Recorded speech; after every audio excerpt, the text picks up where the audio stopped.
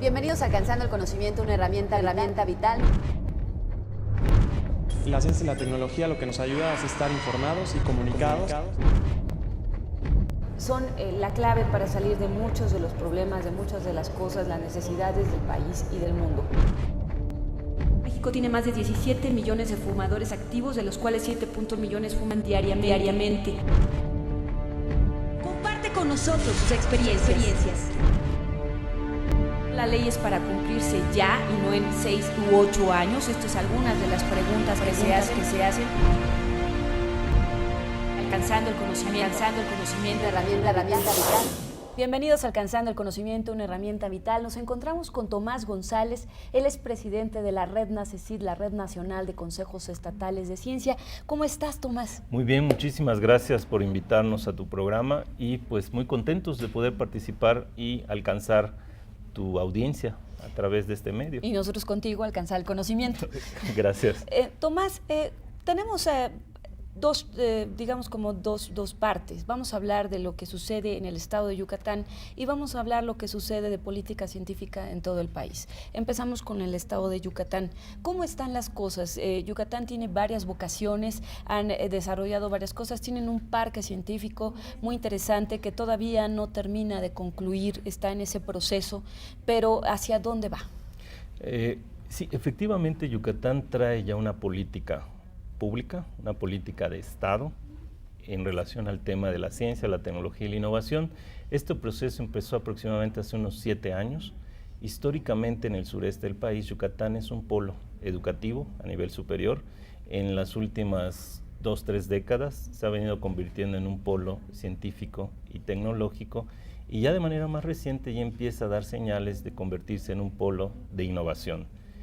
¿Qué ha ocurrido? En fechas recientes se define por iniciativa del gobierno un esquema de colaboración, de coordinación y de planeación entre las principales instituciones de educación superior públicas, los principales centros de investigación y en la actualidad empiezan a incorporarse a esa organización empresas de base tecnológica, muchas de ellas son pymes o empresas medianas y van conformando un entramado, un ecosistema que aproveche el conocimiento científico y las capacidades de las instituciones de educación superior y centros de investigación para generar valor, para generar riqueza, generar nuevos productos y servicios basados en conocimiento. A nivel local se modificó la Ley Estatal de Ciencia y Tecnología para crear las condiciones normativas, jurídicas, que permitan ese tránsito hacia una economía de bajo valor agregado, basado principalmente en manufactura, hacia una economía de alto valor agregado, basado en mentefactura.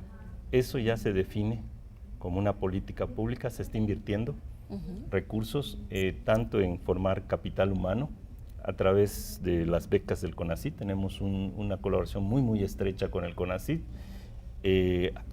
a través de inversiones del Estado, en infraestructura, se está desarrollando el parque como una expresión de este sistema, ahí le llamamos el CIDETEI, que es el Sistema de Investigación, Innovación y Desarrollo Tecnológico del Estado de Yucatán. Es a través de esta organización que se van definiendo prioridades, tanto en qué hacer, pero también de inversión pública y eventualmente de inversión privada. Esto lo que nos está permitiendo es generar capacidades locales que a futuro, mediano plazo, redunden en beneficios económicos, en beneficios sociales y en actividades productivas sustentables. No es fácil. No. Estamos hablando de un cambio de mentalidad que se tiene que hacer a través de pequeños pasitos, pequeñas acciones, pequeños avances, pero en la medida en que se van concretando, se van abriendo nuevas posibilidades. También nos interesa mucho que nuestro sector económico, nuestro sector académico y científico empiece a internacionalizarse.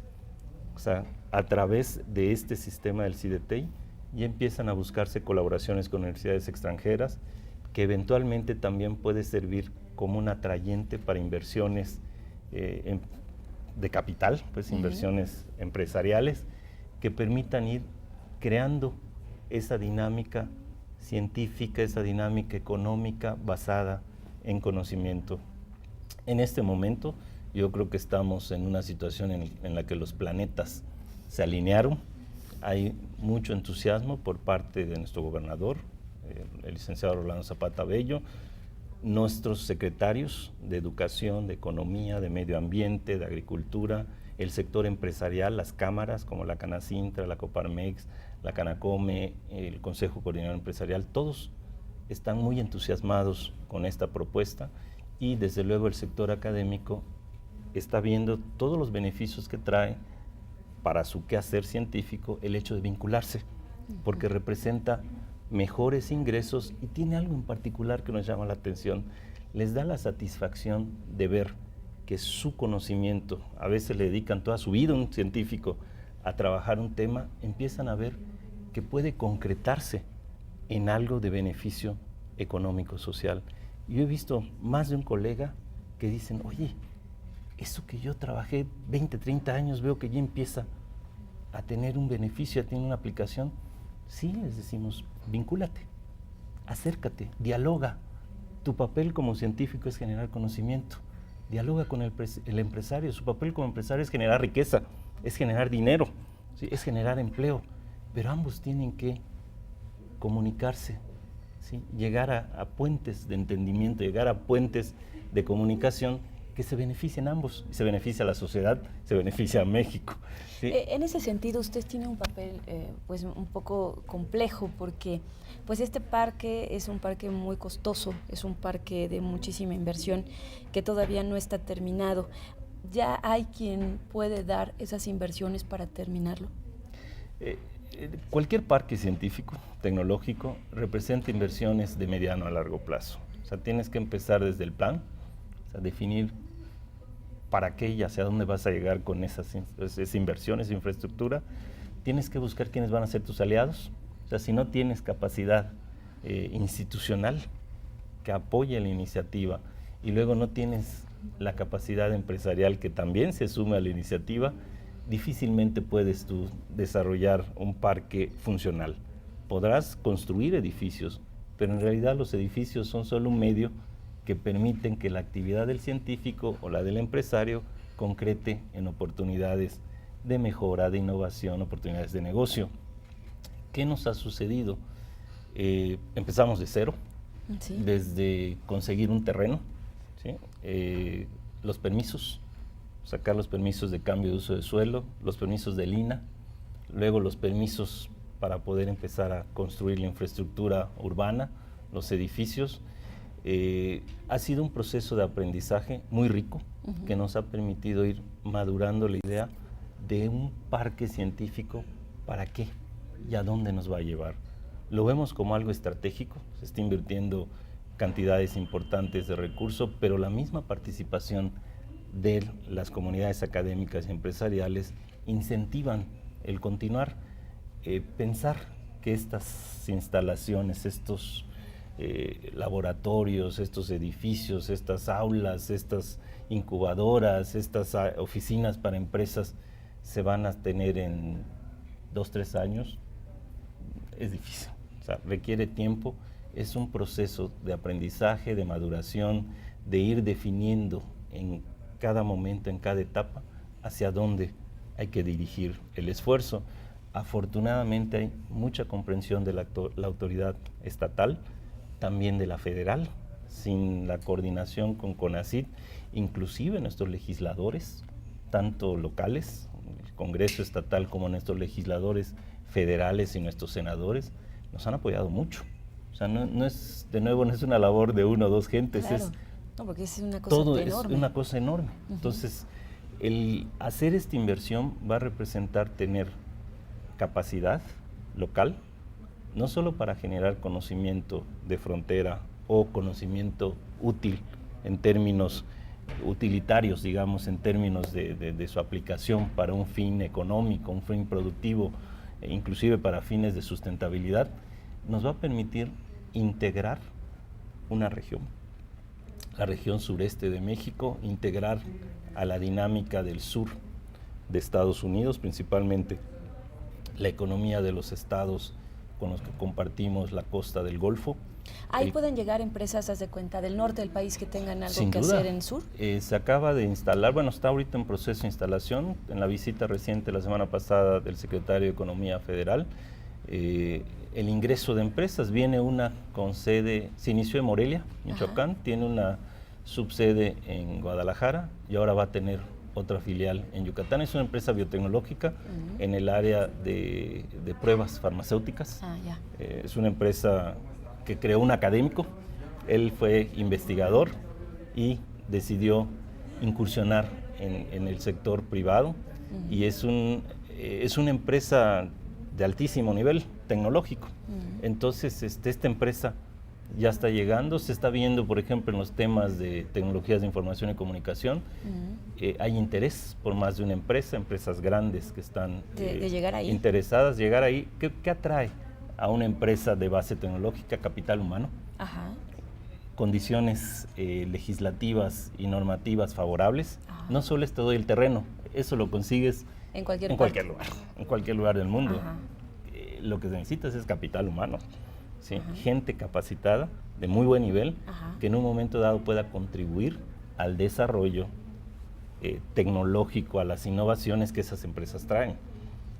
Las mismas empresas están buscando cómo transitan de mano, factura, a mente, factura.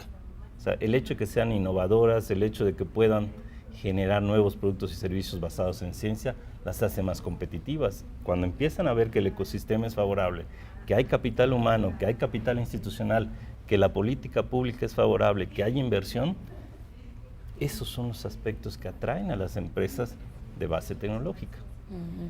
¿Cuáles siguen siendo las vocaciones innovadoras del estado de Yucatán? En este momento tenemos una fortaleza muy, muy atractiva en el tema de tecnologías de información, software, hardware, pequeños dispositivos electrónicos.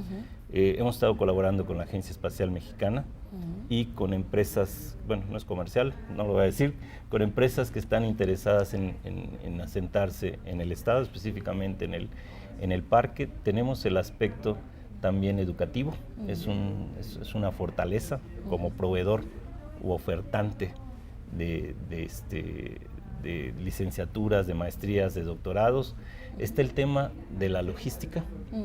Tenemos un tema también muy importante que no es tan visible, y no es visible porque está debajo de la superficie del suelo, el tema del acuífero.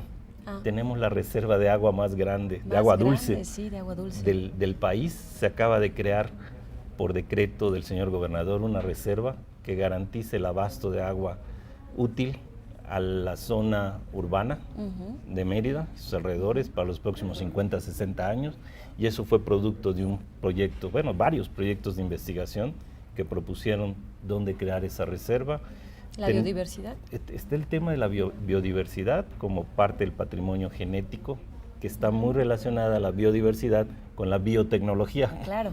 Ahí podrían haber muchísimas empresas de biotecnología. Sin duda, sin duda. Y el ambiente, digamos, es muy favorable, el ambiente social. Tenemos un índice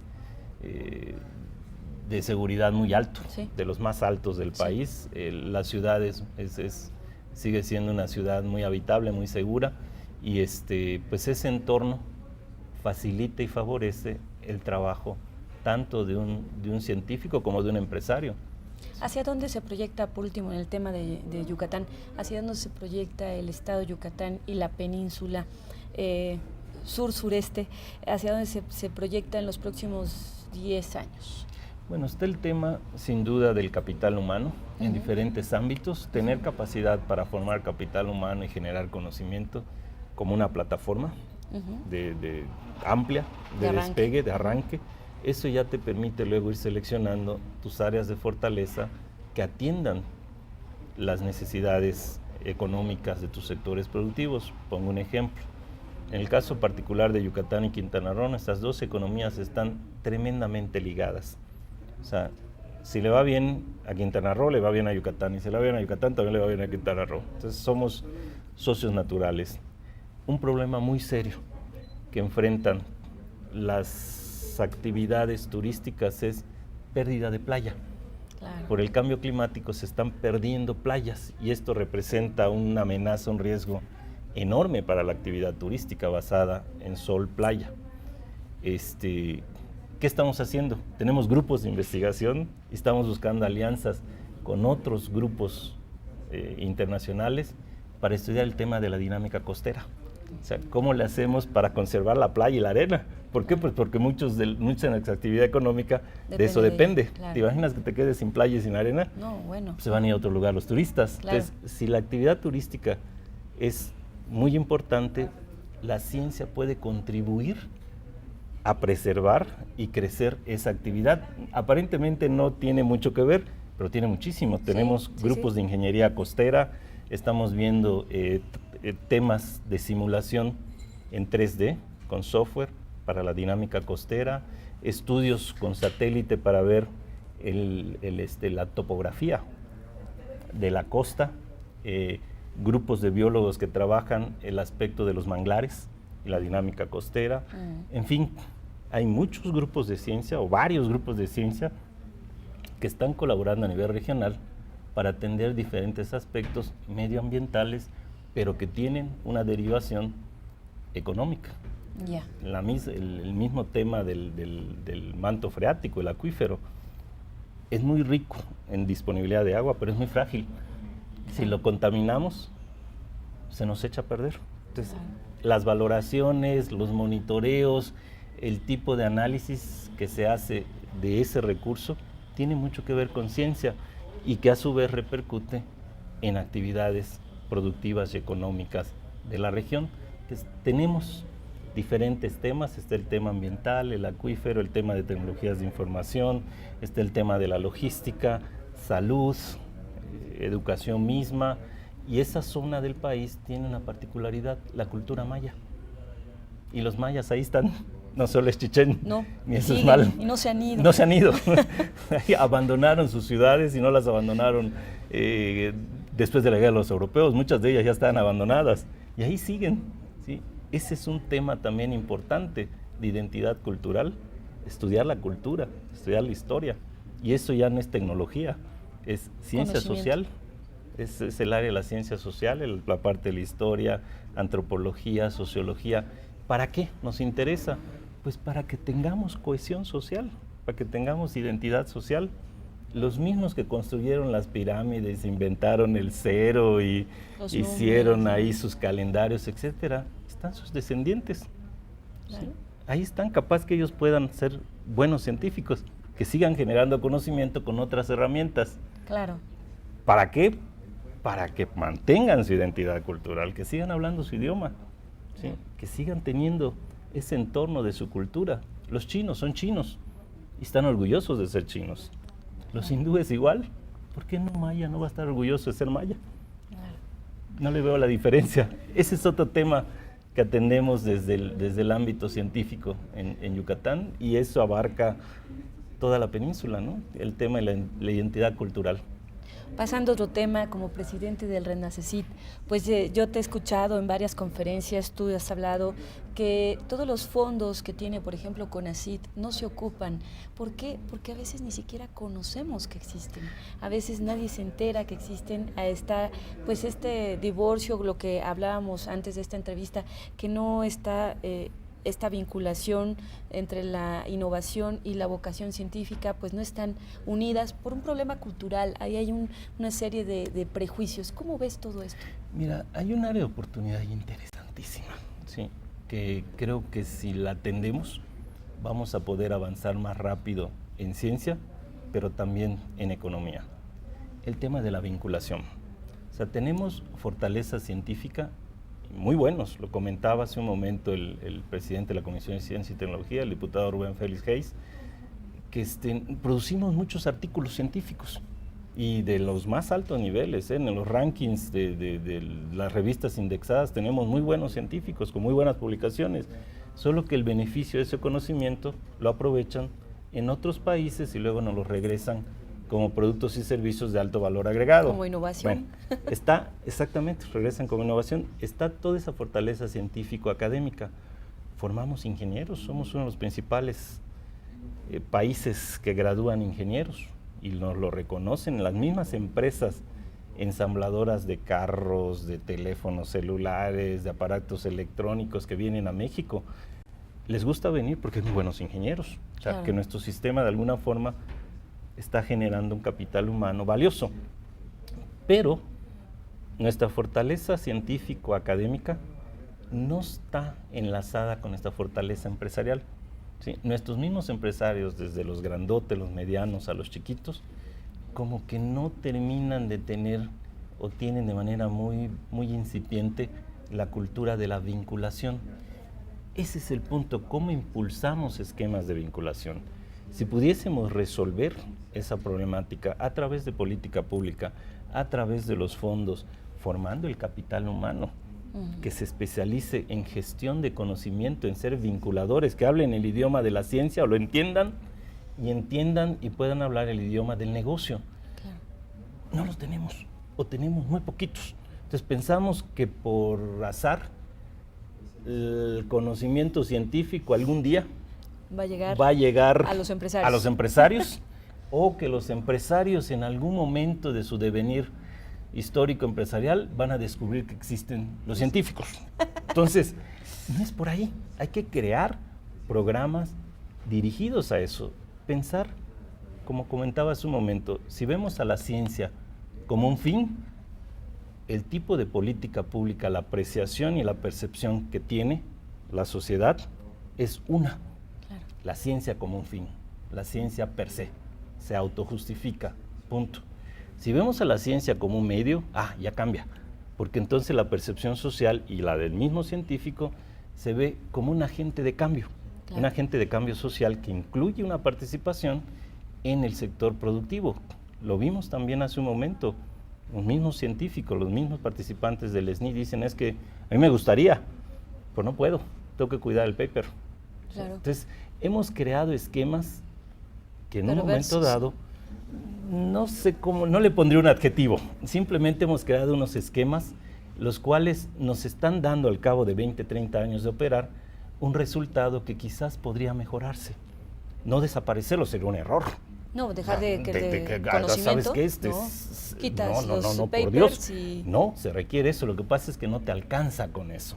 Tal vez necesites a la vez del esquema de la ciencia básica, la que nos genera conocimiento de frontera, tener otra estructura paralela con puentes de comunicación que aproveche ese conocimiento, que es lo que hacen en otros países. Por eso luego nos venden las innovaciones, ¿sí? Es conocimiento hecho en México, innovación hecha en otro país, comprado el producto final en México. Bueno, pues hay que crear esa otra parte, es otro eslabón, es otro engranaje para que toda nuestra ciencia haya forma de que se articule y se engrane con nuestros aparatos productivos. Lo que pasa es que no tenemos nada en medio. El engrane que articula el engranaje de la ciencia con el engranaje de la empresa, son no caminos lo tenemos. paralelos. Sí, o sea, no se han creado esos engranes que permitan que cuando gire este también esté girando y viceversa, cuando este gire, este también. No hay nada en medio. No hay gestores de conocimiento, no hay vinculadores, no hay gente que diga, oye, a ver, empresario, ¿tú qué haces? No, pues yo hago esto. Mira, de eso que tú haces, hay aquí varios científicos y centros de investigación que a eso se dedican. Vamos a sentarnos a la mesa a ver de qué forma podemos dialogar, a ver de qué manera podemos entendernos para que lo que tú haces como empresario y tú como científico tenga sinergia, genere fortaleza. Eso, si tú lo ves como ciencia, de nuevo, la ciencia como un fin, pues no tiene sentido articular, porque es la ciencia por la ciencia. Pero si lo ves como ciencia, como un medio, urge tener ese sector que permita articular, que permita vincular, que permita traducir ciencia y conocimiento en valor, en riqueza y en empleos. Es lo que han hecho otros países. Ahora, pero tú estás hablando de que hace falta entonces una política científica diferente, o sea, hace falta a lo que hay que agregarle muchísimas otras cosas, y ese es un factor fundamental. ¿Estás hablando de agencias del conocimiento o estás hablando de qué estás hablando? Bueno, pueden ser a través de agencias, puede ser a través de los mismos consejos estatales que tenga vinculadores, a través de ofertar posgrados o licenciaturas en gestión de conocimiento.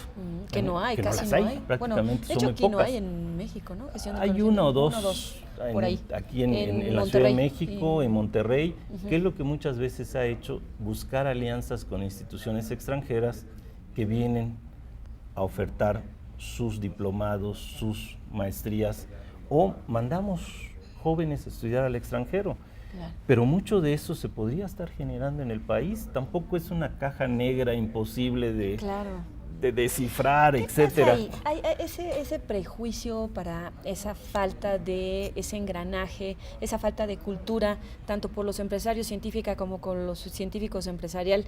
Eso lleva muchos años. Eso fue una inercia de muchos malos programas.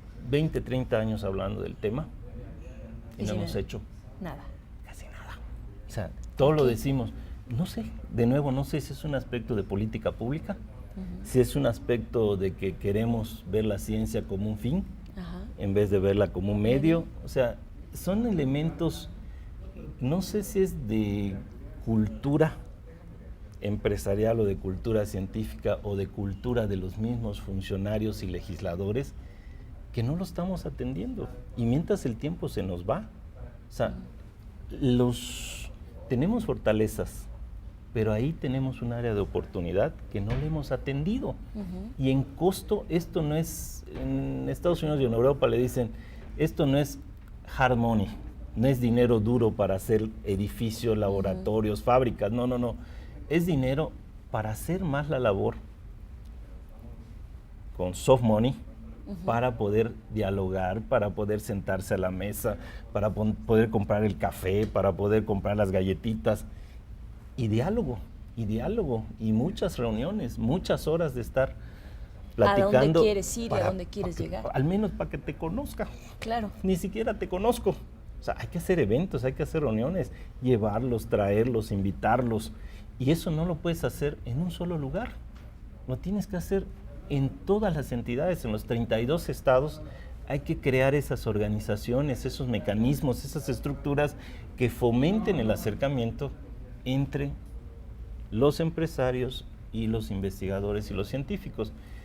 Las mismas instituciones de educación superior y centros de investigación no lo terminan de entender, y las mismas cámaras empresariales no lo han terminado de promover. Ahora, aquí también hay un punto importante. Hace unos días en el programa de radio decía un científico que estaba viendo lo del presupuesto, este presupuesto que se acaba de aprobar, y decía, por ejemplo, lo que va del año no ha salido ninguna convocatoria para ciencia básica. Dice, todo ha sido para programas de innovación, pero el problema es que si ahora nos van a llevar por la parte de la innovación nada más, se va a descuidar la ciencia básica. Entonces, también es como una disociación entre eso. Creo que hay que tener mucho cuidado en mantener nuestra fortaleza científica. Exacto. O sea, nuestros científicos son muy buenos, y en los últimos 20, 30 años le hemos pedido a los científicos que hagan ciencia, y hay que cuidar que sigan haciendo ciencia, que no dejen de hacer ciencia. Para eso se formaron, para eso han vivido, se han hecho su carrera como profesionistas haciendo ciencia. Eso hay que mantenerlo. Claro. Es una prioridad nacional. Los que estamos señalando es que no existe el otro. Claro, pero no existe nada. No existe, entonces hay que crearlo. O sea, pero no lo vas a crear pidiendo al científico, bueno, mira, ahora me sacas tu paper, ahora me sacas a tu estudiante de doctorado, pero además me vas a atender al empresario. Te va a decir el científico, oye, también como, también duermo, etcétera. No. El científico tiene que hacer haciendo ciencia. Hay que formar otro perfil de profesionista, de especialista, que sea el enlace, que pueda traducir el descubrimiento científico, el conocimiento de frontera, y traducirlo eso en innovación y en tecnología, para que luego de ahí salga el valor. Eso no lo tenemos, o lo tenemos muy incipiente. No hay manera de que eso ocurra en un solo lugar del país. Tiene que ser totalmente descentralizado, porque cada entidad federativa tiene una dinámica económica distinta. No puedes tú impulsar este tipo de iniciativas y tomar acciones en Nuevo León, en Jalisco o en Guanajuato y pensar que lo mismo te va a funcionar en Yucatán o en Guerrero o en Tabasco. No, son realidades diferentes. Entonces necesitamos programas lo suficientemente flexibles, descentralizados, federalizados los recursos para que se adecúen a la necesidad local. Ese es el desarrollo y la política diferenciada. Y eso no es algo que sea negativo ni malo. Claro. Así es como crece un país, así crece una nación, con base al desarrollo de sus regiones. En México tienes las entidades federativas y cada una tiene su propia política de ciencia y tecnología, su propia política de desarrollo socioeconómico, su propia política de sustentabilidad ambiental. Hay que ir viendo de qué manera la entidad federal dialoga con la entidad estatal. Claro. ¿Sí? Y ver cómo se fijan prioridades y cómo hacen sinergias. Ahí ya estamos entrando más en el ámbito de la política pública, Claro. más que del aspecto científico académico. Por último, en este camino al 1%, que bueno, no llega, se ve muy lejano todavía, ¿cómo van las cosas? Porque bueno, pues por esto, de esta forma nos estamos dando cuenta que no todo es recursos y que además no todo se le tiene que cargar ese 1%, como lo decías antes de esta entrevista, pues muchísimas empresas en otras partes del mundo están ligadas, más bien muchísima parte de la academia está ligado a las empresas. Claro, lo que ocurre es que cuando hablamos que hay países que invierten el 2% de su Producto Interno Bruto, el 3% interno bruto en ciencia y tecnología, ahí están sumando el gasto de las empresas con el gasto público. Y por lo general el gasto público es de un 20 y un 30%, el 70 o el 80% es de las empresas. Pero no es que las empresas estén aventando dinero por todas partes, no, lo que sucede es que contratan a doctores, contratan a maestros en ciencias, equipan sus instalaciones y esos científicos trabajan para desarrollar las nuevas tecnologías que hacen más competitivas a las empresas. Con solo la infraestructura, el costo de la infraestructura, el equipamiento y la nómina que le pagan a sus doctores las empresas, es lo que te da la diferencia entre un GIDE, que es como se le llama el gasto de investigación y desarrollo, un GIDE privado más grande que un GIDE público. De nuevo, en México la cultura empresarial no termina de ver mucha ventaja en contratar doctores. Dicen, pues, está sobrecalificado, ¿para qué lo quiero? Ah, bueno, si vas a hacer productos y servicios de frontera, sí lo necesitas. Si no, pues sí, no tiene sentido. Y los que hacen productos y servicios de frontera son las empresas de otros países. Entonces, si queremos competir con ellos, un requisito sine qua non es el capital humano. Tienes que invertir en capital humano. En la medida en que eso se dé a través de procesos, pues ahora sí, no sé, de análisis, de capacitación, de ir definiendo vocaciones productivas y vocaciones y cultura empresarial basada en conocimiento e innovación, nuestros egresados de nuestros programas de licenciatura, de maestría y de doctorado, tal vez ya no estén aspirando a conseguir un empleo en una universidad o en un centro de investigación. Tal vez digan, mejor me consigo una empresa, un lugar de empleo en una empresa donde capaz que hasta le paguen más. Claro. ¿Sí? Pero no se ha dado eso, entonces eso no se va a dar por azar. Por arte de magia. No, hay que inducirlo, hay que cambiarles el chip a los egresados de doctorado, de maestría, de licenciatura, para que vean la posibilidad de irse a trabajar en una empresa.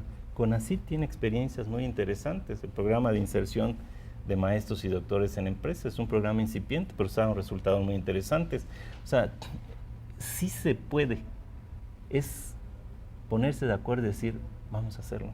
No es falta de dinero, no es falta de recurso humano, ¿sí? Como que no terminamos de ver cómo armar el rompecabezas como país, con las vocaciones regionales y estatales que nos permitan avanzar más rápido, ¿sí? Estoy convencido, soy optimista, ¿sí? Quizás peco de optimismo, pero estoy convencido de que sí se puede, perfectamente se puede hacer. Otros países ya lo hicieron. Solo es querer hacerlo. Quizás es la voluntad, la convicción de decir, vamos a hacerlo. Entonces estamos hablando de voluntad política, voluntad académica, toda, voluntad educativa. Empresarial. Toda. La voluntad como país en decir, bueno, queremos ser líderes en esto. ¿Sí? ¿Cómo le vamos a hacer? ¿Sí? Yo creo que es más por ahí. Es más no es falta de capacidades de que no hay científicos, de que no hay centros de excelencia, de que no publican. Claro que publican, hay centros de excelencia en México, de que no tenemos empresas competitivas, pero claro que tenemos empresas competitivas y nuestra mano de obra es de excelente nivel y excelente desempeño. Ve cuántas empresas ensambladoras vienen a trabajar a México.